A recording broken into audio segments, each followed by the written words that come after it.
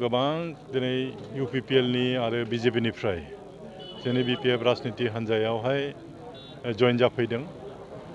बयबो मोनसे फोथायनाया हाबदों जे नैबे खेबावहाय हाग्रामा महिलारि दैदेननायावनो सरकारा दाखासिगोन, गुबुन पार्टियाव थानानै लाब गैलिया। आरो जिहेतु बर्तमान जि सरकार प्रमोद बर' बिथांनि दैदेननाय जि सरकार, बे सरकारा जिहेतु रायजो राजानि थाखाय जेबो खामानि मावाखै, बिथांमोना फेलें जाबाय। बिसायख'थि सिगाङाव बिथांमोना जिफोर बाथ्रा होदोंमोन बे बाथ्राफोरखौ मोनसेबो लाखिनो हायाखै। दा बेखायनो रायजो राजाफ्रा बिथांमोननि सायाव फोथायनाय गैला, बिसासा गैला, आस्थाया गैला। जिहेतु हाग्रामा महिलारि बिथाङा गोबाव बोसोर 17 बोसोर बिथाङा सरकार सालायदोंमोन आरो बे 17 बोसोरावहाय BTC ओनसोलाव गोबां जौगानाय खामानिखौ मावनाय जादों, गोबां अनुस्थान प्रतिष्ठानखौ लाबोनाय जादोंमोन। रायजो राजाफ्रा बेखौ नुखाजोबदों, मिथिखाजोबदों। बेखायनो प्रमोद बर'नि सायाव रायजो राजा जेबो फोथायनाय गैला। बेखायनो BPF राजनिति हान्जायानो मोजां, बिसोर थानायानो साबसिन, बिसोरो सरकार दाखागोन जिहेतु जों बिसोर थानाया मोजां ओरैनानै गोबां BJP आरो UPPLनि सोद्रोमाफ्रा जोंनि BPF राजनिति हान्जायाव जइन खालामदों आरो।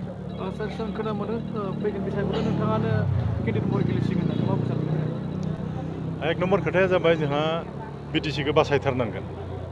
मानो होनब्ला BTCखौ जों ओरैनो मोनाखै। BTC ओनसोलनि रायजो राजाफ्रा गोबां बे BTC लाबोनायाव सेक्रिफाइस खालामनो गोनां जादों।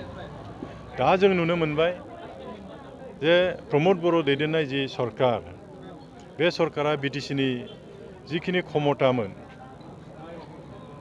जिखिनि खामानि मावनांगौमोन BTCनि जुगिदि, मोनसेबो खामानिखौ बिथांमोना मावनो हायासै। आरो BTCनि होखानाय क्षमता, बे क्षमताखौबो खोमानो जों थांगासिनो दङ आरो माने। दा बेखायनो साफ्रोमबो बर' रायजो राजाफ्रा उपलब्धि खालामदों BTCखौ बासायथारनांगौ। दा नैबे बेलायाव जोङो BPF राजनिति हान्जायाव जोङो सावरायलायबाय।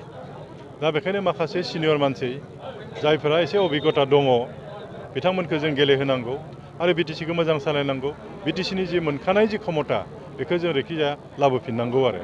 दा बेखायनो नैबे भैरबकुन्द ब्लक आन्दाराव भैरबकुन्द समस्तियाव आंखौ जिहेतु बुंबाय जे सिनियर मानसि हिसाबै नोंनो गेलेनांगौ, आरो आंबो डिसिसन लाबाय BTCनि बासायनायनि सार्थआव आं गेलेगोन होनना बुंबाय। आरो दा जिबायदि रायजो राजाफ्रा जिबायदि मदद होदों, दा निस्सय देरहासार जागोन आरो। सार बेबायदिनो सार नोंथांनि सायाव गोबां अभियोग लाबोनो सेस्था खालामदों, बेबायदिनो ससियेल मिडियायाव बुंदों थांनाय बावैसो सार्टिफिकेट CDCआव गोबां जल जीवन मिशनखौ UPफोरासो मावफुंदों होनना बुंदों। थारैनो नोंथाङा थांनाय समाव मावनो हायाखैमोन नामा? आं जेब्ला 2001 मायथाइयाव उदालगुरि समस्तिनि MLA जादोंमोन, बै ओनसोलफ्राव लोंनाय दै होननानै बुङोब्ला माने दैसानि दै लोंना थायोमोन मानसिफोरा। भुटान हाजोनिफ्राय दै लाबोनानै फख्रिबो नङा, बे हाखर होननासो बुंनांगोन, बेफोराव दै जमा खालामोमोन। बे दैखौनो बिसोराफ्रा लोंबाय बायोमोन। आं जेब्ला MLA जायो, आं गोबां नाजादों आरो बिथांमोनखौ आं खोथा होदोंमोन जे जेरैखि जाया जों लोंनाय दै बेबस्थाखौ खालामथारगोन होननानै। आरो बेबायदिनो आंहाबो खाफाला मोजां, खननै गाहाम आं लोंनाय दै बिफाननिनो आं मन्थ्रि जाबाय। आरो बे मन्थ्रि जानाय हिसाबै गोबां जोंनि ओनसोलाव लोंनाय दै स्किमखौ आं बानायनो हादों।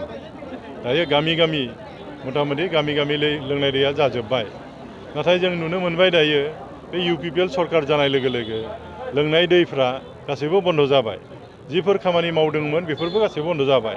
मानो होनब्ला कन्ट्रेक्टरफ्रा फैसा मोनाखै, जायनि खारनाव दायो रायजो राजाफ्रा दै मोनलोङाखै आरो माने। बेथ' गासैबो BPF राजनिति हान्जानि दैदेननायाव आरो BPF सरकार थानाय समाव मावजेननाय सेंसन जानाय स्किम। दिनै UPPL सरकारा बुंथों नैबे स्किमखौ जों सेंसन खालामदोंमोन होननानै, बे स्किमखौ जोंसो होदोंमोन होननानै मालाबा बुंनो हानाय नङा बिथांमोना।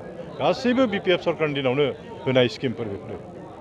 सालासिन्थि खालामो, बेजों लोगोसे गोबां जाय लेबारफोर मावना जाग्रा बिथांमोना माखासे महलनि बेलायाव खस्थ' मोन्दों, जे अन्थाइ एरि खननानै जायोमोन बा बाला एरि रोगाना जायोमोन, बिथांमोना गोबां खस्थ' मोन्दों। नाथाय रुलिं पार्टिया मा खालामदों बेनि बेलायाव मा बुंनो सानो? बेथ' बिराद दुखुनि बाथ्रा। गोबां जोंनि मावना जाग्रा, बाला अन्थाइ सालिना जाग्रा बिथांमोना दिनै खामानि मावनो मोनाखै। फारसेथिं सरकारनि जिथु बेबस्था, जि नियम, बे नियम बायदियै माइनिं खालामाखै। जायगा जायगा ओरैबायदि गोथौ गोथौ जावखाबाय इसोरा दा खालामथों जुदि बोरैबा दैबानाफोर फैयोब्ला मबेबा गामिया खिन्थु माने लांजोबगोन आरो गामिफोरखौ नैथियाव जोंहा बिथां इएमनि दैदेननायाव जों खोनादों गोबां दालालफोर सिन्डिकेट बानायबाय बालि ट्राक मोनसे ट्रेक्टर मोनसे लाबोयोबानो माने 1000-1500 एक्सट्रा बिथांमोना लानायखौ जों खोनादों आरो माने बे बिराद दुखुनांथावना दायो सोरबा न' लुनोबाबो सिगाङाव जुदि ट्रेक्टर मोनसेयाव 3000 मोनोमोनब्ला दायो 5000 होनांगौ दा नैबिदि अबस्था जायनि कारनाव बेबायदि अयनायखौ नुनानै हयथ' बेबस्था लादों आरो महलफ्रा बन्द जाजोबदों आंथ' खोनादों उदालगुरियावहाय जेसेबां जोंनि ट्राकनि मालिक डाम्पारनि मालिक बिथांमोनाबो प्रतिबाद खालामदों बेबायदि जुदि टेक्स लायोब्ला बेबायदि गुन्दा टेक्स जुदि लायोब्ला जों बोरै खामानि मावनानै बे जोंनि थाखाय बिराद दुखुनांथावना आरो लाजिथावना आरो माने सार सोंथि मोनसे बुंनो सार उदालगुरि डिस्ट्रिक्टआवहाय थाङोबा बे गामियाव माखासे सानथालिफोरनि हाखौहाय बेयावहाय माखासे स्मल फार्म बा बेम्बु इन्डास्ट्रि जागोन होनना खोनानो मोनदों 5 बिगा हाखौ दखल खालामनो होनना बुंदों मा बुंजा बेनि बेलायाव जोंबो खोनादों इतिमধ্যে अर्डारबो ओंखारबाय 5 बिगा हा लाबाय होनना खोनादों जोंहा बिपिएफ राजनिति हान्जा भैरबकुन्द ब्लक कमिटि बे ब्लक कमिटिहा निजा अफिस गैयामोन जायनि कारणे गोबां समस्याफोर जादोंमोन आरो बेखायनो जोङो सावरायलायनानै मोनसे अफिस नांगौ जानायलाय जों मोनसे दिनै office Bhairabkund block BPF office जों दिनै बेखौनो लाबाय जों दिनै